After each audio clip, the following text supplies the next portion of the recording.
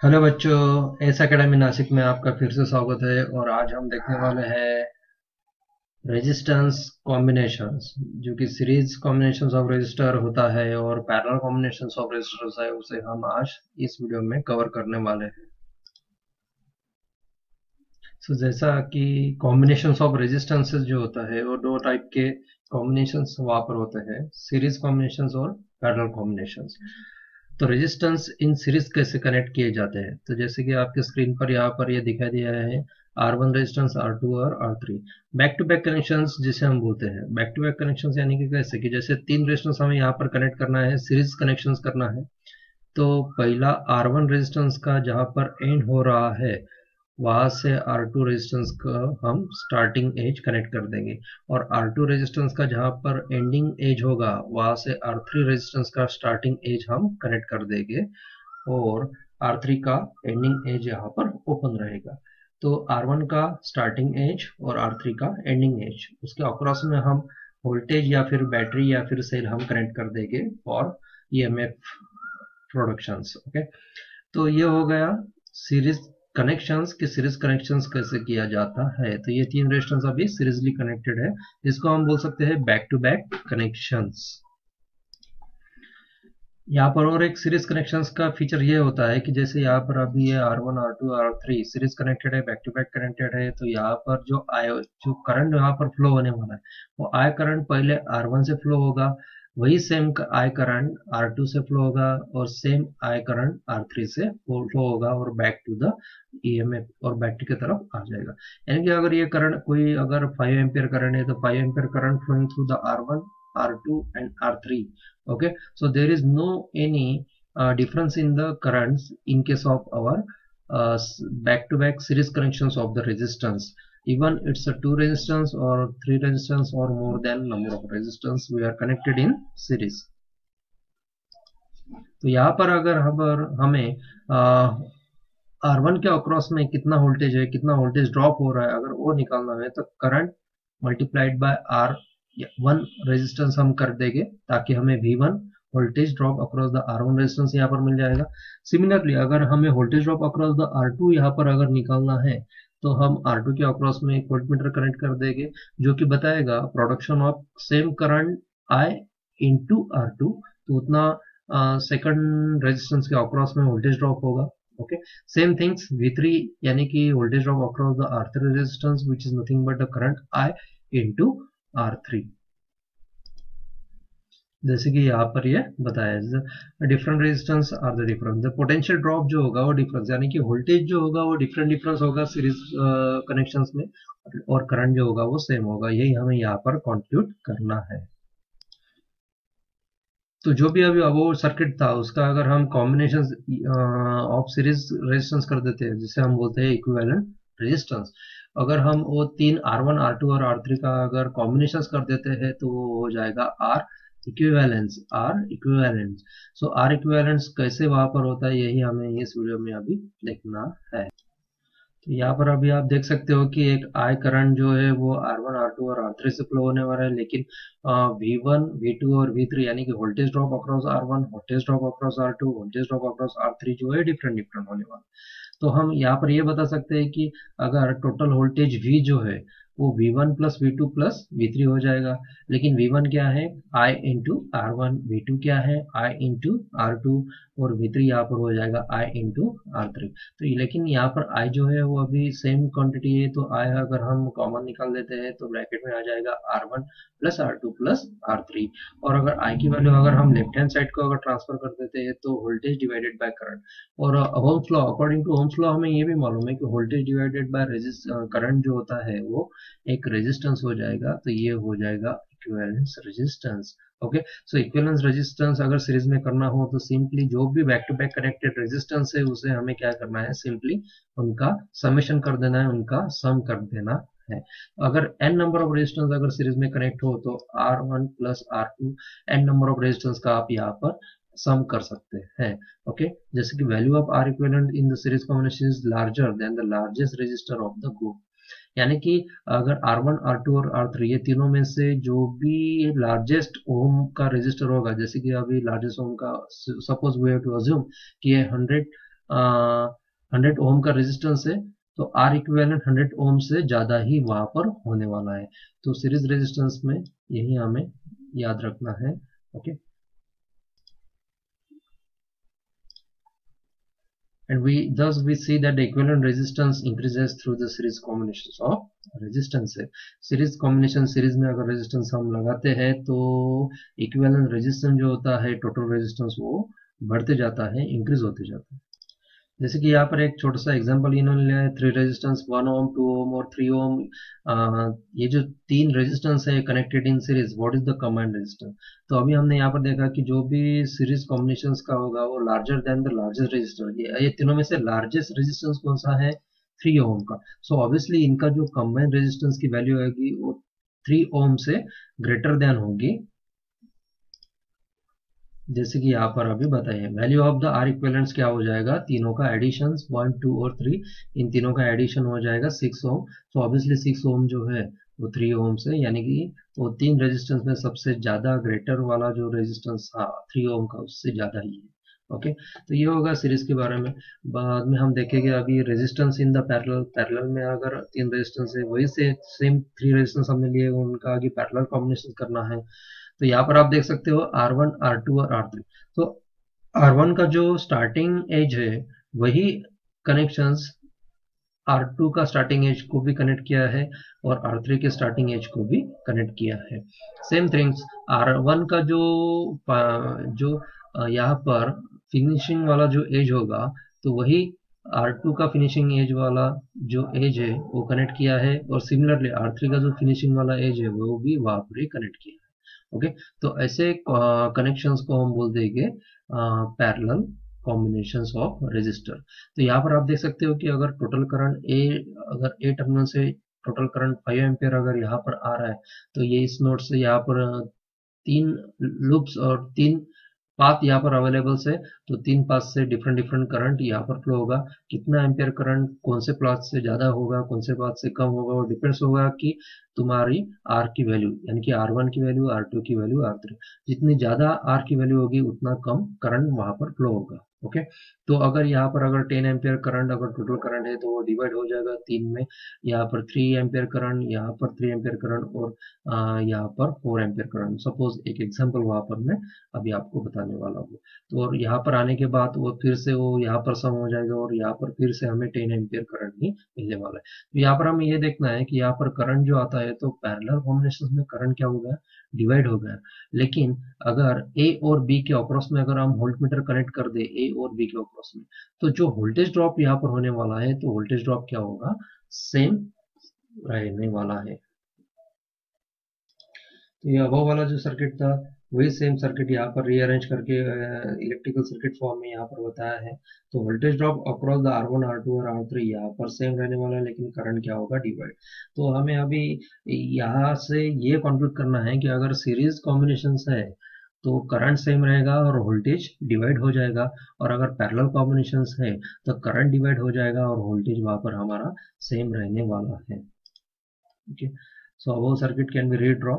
तो इन तीनों का अगर हम कॉम्बिनेशंस कर देते हैं तो आर इक्विवेलेंट्स कॉम्बिनेशंस हो जाएगा एज द सीरीज कॉम्बिनेशंस। लेकिन आर इक्विवेलेंट कैसे करते हैं वो हम यहाँ पर देखने वाले हैं। तो यहाँ पर आप देख सकते हो कि वोल्टेज जो अगर निकालना हो तो करंट इंटू आर इक्विवेलेंस, लेकिन यहाँ पर आर इक्विवेलेंस किसका है, parallel combinations of equivalent circuit का होगा।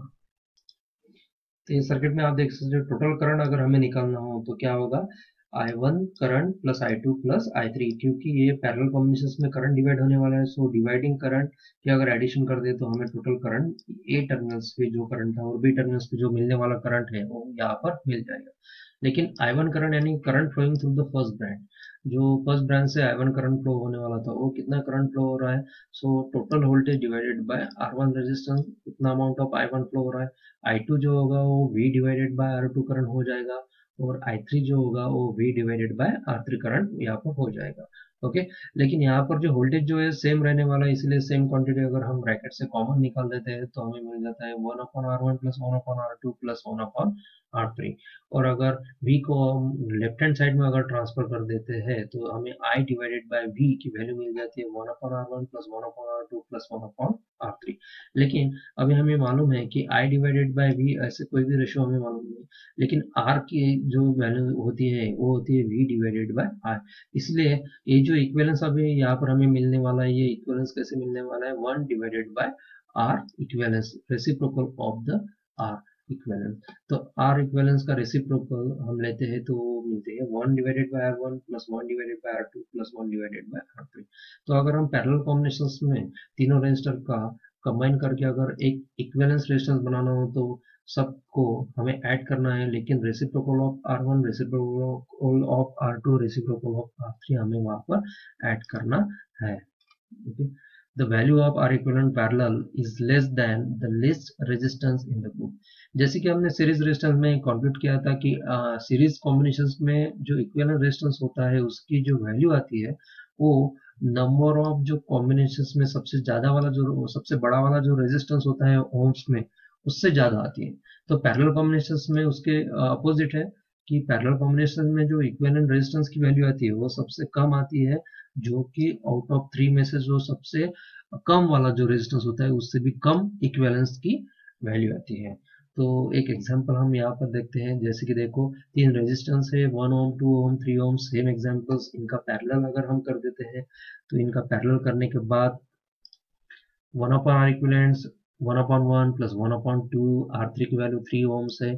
सो ऑब्वियसली हमें ये मालूम है कि सबसे कम वाला R1 की वैल्यू है 1। सो जो इक्विवेलेंस हमें मिलने वाला है वो 1 ओम से भी कम मिलने वाला है। ओके, और इनका अगर हम एडिशन कर देते हैं तो 11/6 which is nothing but the R equivalence. So R equivalence अगर निकालना हो तो 6 डिवाइडेड बाय 11 उनका रेसिप्रोकल ले लेंगे। सो 6 डिवाइडेड बाय 11 ये हो जाएगा 0.54 ohms which is less than the least resistance in any of the branches। okay, so significance of the equivalent resistance क्या है, तो सिग्निफिकेंस ये हो जाएगा कि जब हम इक्विवेलेंट रेजिस्टेंस बनाते हैं तो हमें 3 रेजिस्टेंस को ज्यादा एनालिसिस करना पड़ेगा, लेकिन हम 3 रेजिस्टेंस का अगर एक रेजिस्टेंस बना देते हैं using equivalent resistance series and parallel combinations, तो हमें जो भी एनालिसिस करना हो वो इजी हो जाता है। यानी कि सिंपल लैंग्वेज में, अल्टरनेट लैंग्वेज में हम ये बोल देंगे अगर कॉम्प्लिकेट नेटवर्क के नंबर ऑफ रेजिस्टेंस बहुत ज्यादा है तो उनके नंबर ऑफ रेजिस्टेंस का एक ही इक्विवेलेंट रेजिस्टेंस हम बना देंगे और उसको हम एनालिसिस कर देंगे। यानी कि simple way to analysis complicate circuit को सिंपल बनाना, ये हो जाएगा significance of the equivalent circuit. तो चलो बाद में देखते हैं कि need for the series and parallel resistance power इसकी जरूरत क्या है। ऑब्वियसली यही डिस्कस होगा यहाँ पर, इन्होंने यही बताया होगा। ओके, कि जैसे कि 3 रेजिस्टेंस थे पहले सीरीज कॉम्बिनेशन में, उनका 6 ओम जो टोटल सीरीज रेजिस्टेंस हमने बना दिया था, उसके बाद में वहाँ का सर्किट एनालिसिस करने में, करंट निकालने में, वोल्टेज निकालने में हमें ज़्यादा दिक्कत नहीं होती। लेकिन अगर 3 रेजिस्टेंस हम एज यूजुअल रहने देते और उसका अगर करंट और वोल्टेज हम एनालिसिस करते तो मोर न्यूमेरिकल्स और more analytical methods we are required to solve that 3 resistance instead of the single equivalent resistance. तो यहाँ पर यही इक्विवेलेंस इन्होंने बताया है। तो यहाँ पर सीरीज कॉम्बिनेशन और पैरेलल कॉम्बिनेशन का यहाँ पर दोनों का इंपॉर्टेंस यहाँ पर बताया है। रेजिस्टेंस आइडेंटिफिकेशन करने के लिए भी कलर कोडिंग हम यूज करते हैं। देखिए colour coding of the carbon resistance, carbon resistance जो होते हैं उनके कलर कोडिंग्स होते हैं और अकॉर्डिंग टू कलर कोडिंग्स हम उनकी वैल्यू भी वहां पर निकाल सकते हैं। तो कितने कलर्स होते हैं, तो देयर आर 3 और 4 कलर बैंड्स। तो 3 और 4 कलर बैंड्स वहां पर होते हैं।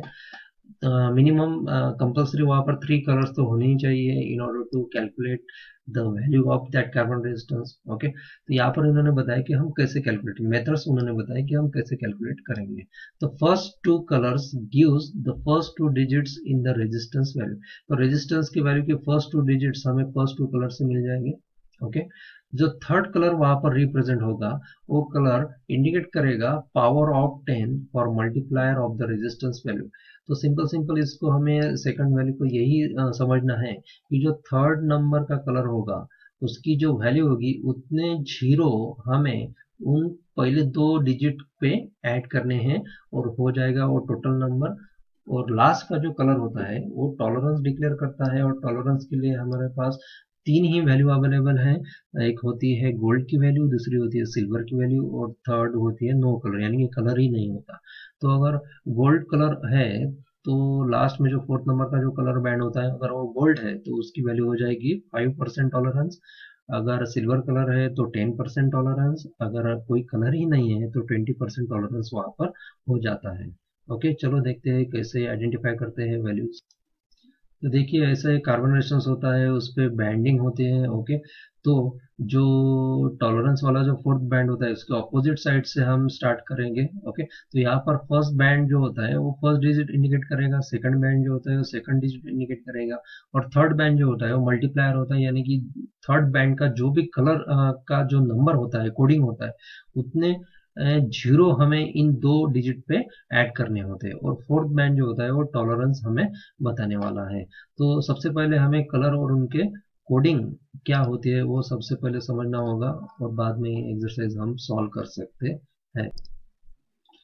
तो देखिए यहाँ पर अभी कलर्स है, जैसे कि ब्लैक कलर है तो ब्लैक कलर का नंबर हो जाएगा जीरो, कोडिंग हो जाएगा। अगर ब्राउन कलर है तो ब्राउन कलर का 1 हो जाएगा। सिमिलरली रेड का 2 हो जाएगा, ऑरेंज का 3 हो जाएगा, येलो का 4 हो जाएगा। तो नंबर तो सिक्वेंसली में है 0 1 2 3 4 5 6 7 8 9। ओके, तो 9 तक है, तो वाइट तक हमें ये कलर्स याद रखने होते हैं। और जो मल्टीप्लायर होता है तो जीरो, यानी कि जीरो यानी कि एक भी नहीं, एक भी जीरो हमें ऐड नहीं करना है। ब्राउन यानी कि 1, यानी कि कितने जीरो ऐड करने हैं, एक जीरो ऐड करना है। रेड यानी कि 2 जीरो ऐड करने होते हैं अगर थर्ड कलर में, अगर इनमें से कोई कलर आता है तो। और फोर्थ नंबर के जो कलर होते हैं वो होते हैं ये तीन में से, एक तो गोल्ड कलर होता है, सिल्वर कलर होता है, या फिर कलर ही नहीं होता। तो गोल्ड कलर अगर रहता है तो देखिए यहाँ पर टॉलरेंस कितना लेना है हमें, 5%। अगर सिल्वर कलर होता है तो हमें टॉलरेंस लेना है 10%। अगर कलर ही नहीं है तो हमें टॉलरेंस लेना है 20%। ये जो कलर्स है उनका सीक्वेंस याद रखने के लिए यहाँ पर एक नॉमेनक्लेचर यहाँ पर यूज करते हैं। तो ये देखिए कैसे, जैसे कि बी जो कलर है वो बी बी रॉय, जैसे कि हमारा इनिशियल होता है, तो ये रॉय नाम का एक पर्सन है, ROY, रॉय नाम का पर्सन, और उसका इनिशियल है BB। तो BB रॉय, और G stand for got, BB Roy got, B stand for beautiful, very good, wife. Okay, so BB Roy got beautiful very good wife।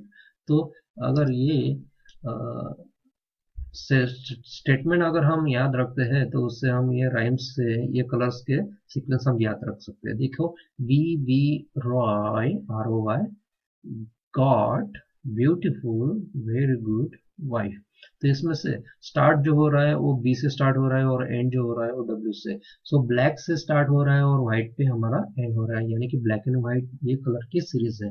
तो ब्लैक और व्हाइट अगर कलर हम पहले लिख लेते हैं तो बाद में जो बी के बाद जो सेकंड बी आ रहा है वो ब्राउन होता है, वो हमें याद रख सकते हैं। ओके, उसके बाद में यहाँ पर जी और जी, यहाँ पर दो जी रिपीट हो रहे हैं, तो सबसे पहले वाला जो जी है वो ग्रीन वाला जी है, और सेकंड वाला जो जी आता है वो ग्रे वाला है, वो हमें याद रखना होगा। सो इस तरह से हम ये कलर्स याद रखते हो, और इनके सामने हम कोडिंग्स कैसे लिखेंगे, जी से लेकर 9 तक। यहाँ पर एक सेकंड एग्जांपल है, कलर कोड का एक यूज किया है। जैसे कि एक ओम हमें दिया है 6300 ओम करेक्शन से उस पर कलर कोडिंग कौन से होने हैं। तो 6 नंबर हमें रिप्रेजेंट करेगा ब्लू, बाद में 3 नंबर रिप्रेजेंट करेगा ऑरेंज, और उस पर कितने जीरो है, 2 जीरो है।